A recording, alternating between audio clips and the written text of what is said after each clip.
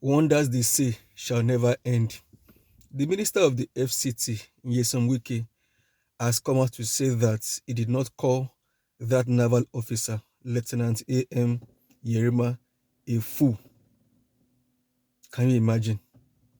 Since the events occurred, Wike has been running from pillar to post, trying to do some kind of damage control. Not only did he send his media aide, Lady Olayinka, to Channels TV to try and further muddle the waters, he himself quickly organized a very massive press conference where he sat before a large number of microphones and began to explain and explain and explain and explain and explain. And in the course of his explanation, he went the usual Wike style to lie that he did not call the lieutenant a fool. That why will he call the lieutenant a fool? All the while that Wike was doing that, the hits, that had been generated by these events continued. Nearly all of the top brass of the military establishment, whether in service or retired, have come out up in arms against the minister, calling him all sort of names and pointedly saying to his face that not only has he brought disrespect to his office, he has brought disgrace to the office of the president, who he represents, who is his paymaster, and he has brought so much disrepute to the military institution, particularly an institution that is made up of officers and men who have given their lives to defend the security of the nation. As a matter of fact, a number of military generals, ranging from the former chief of army staff, Lieutenant General Tuko Buratai, to the former chief of general staff, Lieutenant General Lucky Rabo, they have all called on him to apologize, not only to Lieutenant A.M. Yerima, but also to the Nigerian military. And so the heat is on the Minister of Defense, the Minister of State for Defense, and obviously, Wike has come to realize that this time around, he clearly has, overstepped his bounds, and he can see that this may well just be the end of his being in the Tinubu government. And hence, all of the damage control and all of the effort to, tell the story from his own standpoint, if you may. So, but this is my focus in this video. Now, that Wike could lie. And as a matter of fact, I must say that it was even shocking that while he was telling that lie, before the entirety of the Nigerian media, none of the media men there present was bold enough to bring out their mobile phones and playing the video, which is all over the entire world, and playing the video and confronting with the video. They all sat down and continued to consume all of the lies he was telling them. Again, that is another story for another day. That is the story of the Nigerian media, where it is today. But this is my focus in this video, that Wike could lie blatantly, tells the entire story. He reveals clearly the character of the Nigerian political class. He shows how these are dishonest men, these are unreliable men, shows how these are, at best, people you can call charlatans, people who do not have the quality, the intellect, who do not have what it takes to hold political office, but continue to parade themselves as the best thing to ever happen to Nigeria. It shows the character of the Nigerian political class. The same lie that Wike told in that press conference is the same lie that himself and his colleagues in politics have been telling Nigerians over the years, holding the entire country to hostage. The same lies they have been telling the country about the economy, lies telling the country about infrastructure. Name it, in every sector of the country, you can find that it has been deception, upon deception. That is, what I see from, the lie that Nyesom Wike told concerning his altercation with that naval Officer. Obviously, Wike went to that particular site. We have all seen the videos. He went in his full pomp and pageantry. As a matter of fact, he went with a bulldozer with the intention to pull down the structure. And we have also seen the videos of how he was not only disgraced, he had to get out of that site, and not only himself, everyone who came with him, as well as the bulldozer he came with. The bulldozer had to go with him, and hence why he's now forced to a corner where all he can do is resort to telling of lies. Wike is a liar. And that is the character of the Nigerian political class. And that's been their character over the years. However, most significantly, and this I would like to say very directly to Nigerian youths, it reveals another thing that not many, may have come to terms with. Not only are people like Wike liars, they are also cowards. Yes, it is only a coward that would make a statement and not have the guts to stand by the statement. For Wike to, swallow his own vomit and begin to take back all that he said, in that encounter with that naval officer, shows that indeed he is a coward. He is a coward because, as far as we are all concerned, he has been caught red-handed and is afraid for his life. His political career is practically hanging on the line. Is about to come to an end.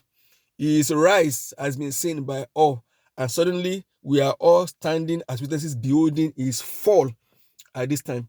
And so, in that cowardly behavior of trying to, grapple at any straw available, from drowning, is short to lie telling. So, this is one point I would want Nigerian youths not to overlook. Wike and his likes who govern the country, who have held the country captive, are cowards. They may go about in their big entourage, police escorts, intimidating people, using force, bragging everywhere they go, oppressing the poor, oppressing the weak. They may do all of that. But when it comes to what matters to them, their political career, they become cowards. And they will do anything, no matter how disgraceful or demeaning, to save their political career. Now, this should be a weapon in the hands of the Nigerian youth. Now, this is how I would close this video. In that encounter, Wike had the guts to tell a Nigerian naval officer that he's a fool. And once again, salute to that officer for standing his ground to say, I'm not a fool, sir. I think by now, for every Nigerian youth, this must be their slogan. As a Nigerian youth, you must say to yourself, I am not a fool. You must say to President Tinubu, I am not a fool. You must say to Senator Akpabio, who has been harassing the entire country through all of his very damaging escapades, I am not a fool. You must say to your state governors, who in their glutinous and their, if you want to call it, their reckless embezzlement of public funds have left their states in ruins. You must say to them, I am not a fool. You must say to their machineries that they use, their political appointees, their area boys, their political thugs that they use, I am not a fool. Every Nigerian youth today must become a Lieutenant A.M. Yerima. That is the only way you will take back your country. You will only take back your country by saying, I am not a fool to the political class. Why? Because for so long, the Nigerian political class has taken the entire country to be fools. As a matter of fact, that is the only way, or that is the only reason that Wike could utter that statement. If you are privileged to open up the belly of most Nigerian political class, that is the way they view most Nigerians, as fools. And so Wike saying it wasn't accidental. Perhaps it was divine. And I must say it was divine. So for every Nigerian youth, as we march towards the upcoming general elections in 2027, you must say to yourself, I am not a fool.